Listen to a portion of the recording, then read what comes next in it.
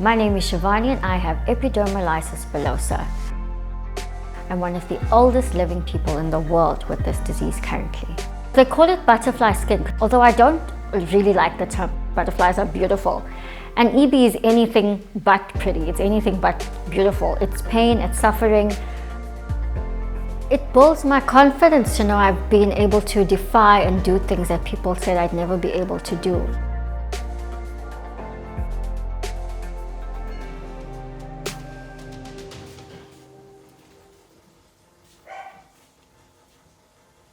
The general assumption is when they see the hands, they often think I was burnt. And then we'd kind of explain, no, I have, she's not burnt. It's the skin condition that she's got.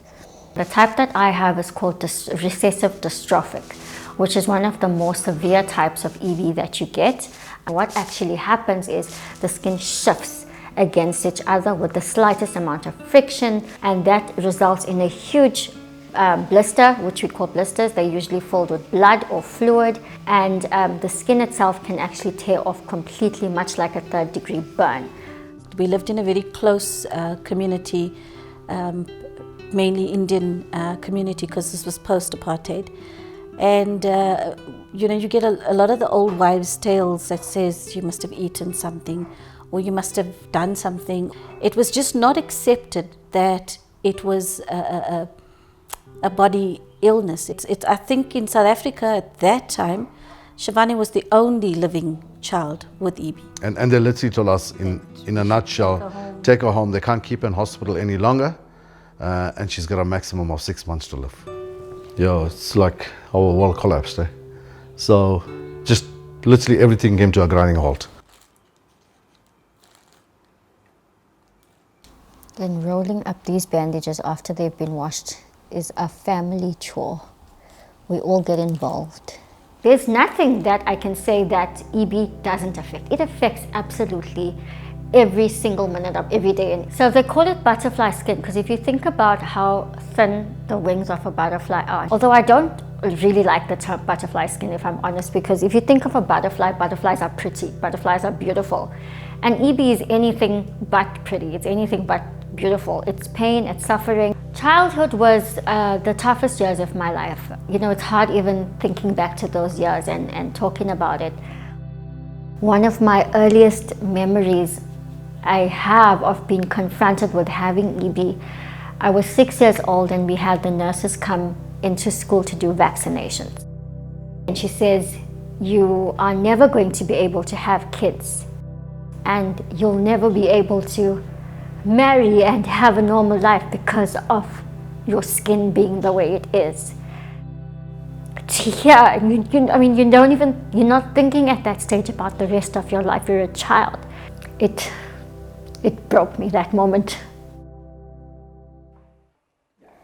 My hubby and I met through a mutual friend of mine. I was very open book in all of my relationships. I would say, this is not an easy thing to deal with. This is what I go through on a daily basis. He just takes it all in his stride and he's there for me. And, I have the full confidence that no matter what I look like, no matter how bad of a day I'm having, that there's this human being that just loves me in all of that ugliness, if I can say.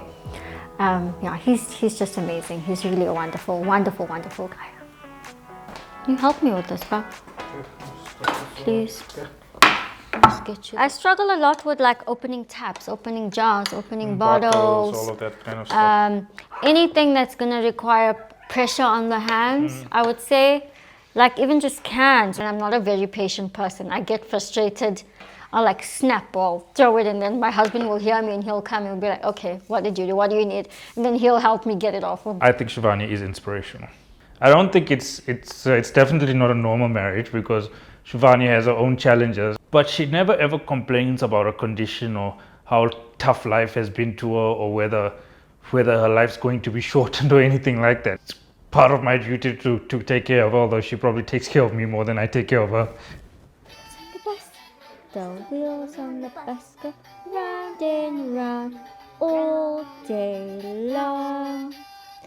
Doctors had no hope of me ever having kids. So when I fell pregnant with my first daughter, I had no idea I was even pregnant right up until I was 20 weeks pregnant already. It was my first time delivering, and so I had no idea once they put the screen up in front of my face that there was an adhesive sheet that they put over my tummy that went onto my legs, and it stuck to the skin. They ripped the sheet, and of course they ripped with it all of the skin. So my entire abdomen right up until my legs was completely raw.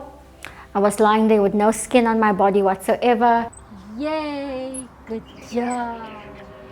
Good job. I did it all over again. Some people might call me crazy. That pregnancy was amazing. Complete 360 to what I'd gone through the first time round. It builds my confidence to know I've been able to defy and do things that people said I'd never be able to do. Something happened. Who's that? This is what, like 40 I years think of we raised her to always look at a condition not as a stumbling block, but something that she will get over and that she will get bigger than that. Shirvani is very, very courageous. Oh, she's taught me that there's no boundaries. We are so, so proud of her. I truly, truly love myself. I truly have a real sense of inner confidence that I think really shines through when I speak to people and when I meet people.